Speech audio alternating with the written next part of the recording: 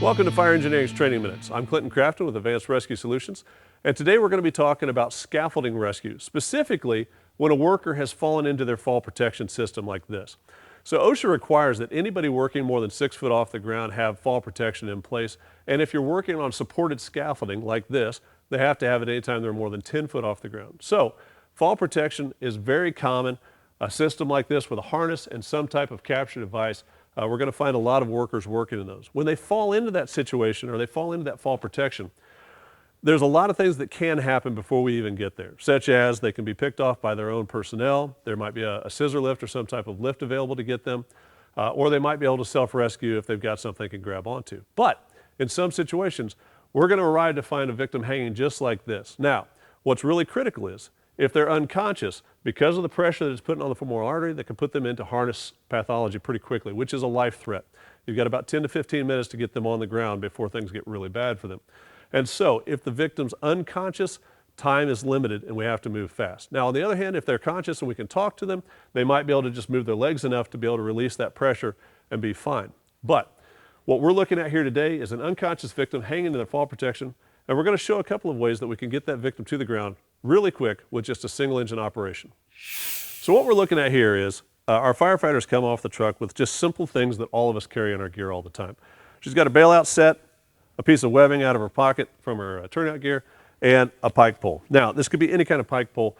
There's a lot of different ways that you could rig this. You can tie the hook back. There's commercially made hook holders that allow you to snag somebody. But what we've done here is really simple. It's just a little bit of EMS tape that everybody's got on their truck. We've taped it back with the EMS tape so that the gate is open and the carabiner is affixed to the end of the pole.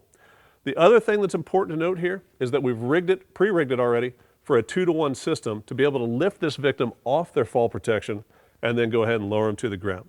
So as Abby makes her way up the ladder, she's going to set the anchor that she's got in her hand with the webbing, reach down, catch the victim at their fall protection connection point with the carabiner, release that, and then she'll be able to make that lift to pull the victim up off their fall protection. As our rescuers made the access to the scaffolding now above the worker, well, we can go ahead and start looking at the anchoring situation. As we look at this, scaffolding cross members are rated at 5,000 pounds, approximately, and on average, 5,000 pounds of brake strength, which is more than enough strength for what we're talking about with a single person load that we're going to lower to the ground. Also keep in mind that we have one rescuer here. Normally you would have 3 to 4 in your company, but we're showing it this way just for simplicity and keeping things clean.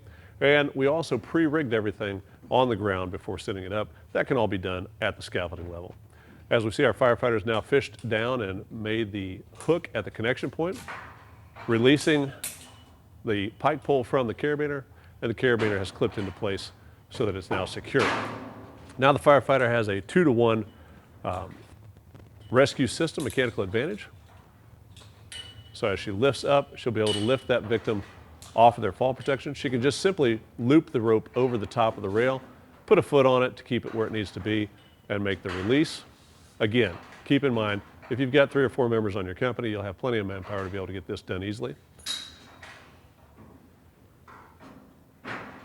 And now all that has to be done is releasing the victim from the fall protection system.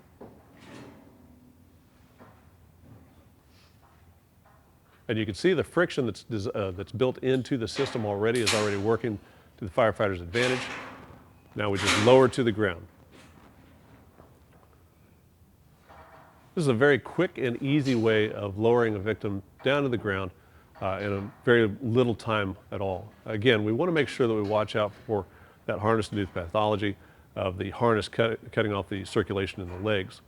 Now there are other options. Like I said, there are commercially available hooks that can be used here, or if your truck already has the equipment to rig up an actual rope rescue mechanical advantage system, those are options that are available to you.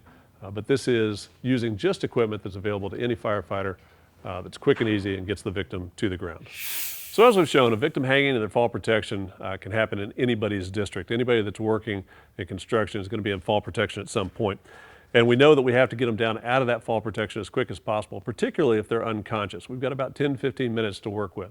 So we don't have a lot of time to wait around on the heavy rescues or a USAR team deployment for rope rescue, things like that. So using just the equipment that we carry, all of us on our fire truck and in our gear, we've got this victim to the ground in very little time and off to medical care. For Fire Engineering's Training Minutes, I'm Clinton Crafton with Advanced Rescue Solutions. Thanks for joining us.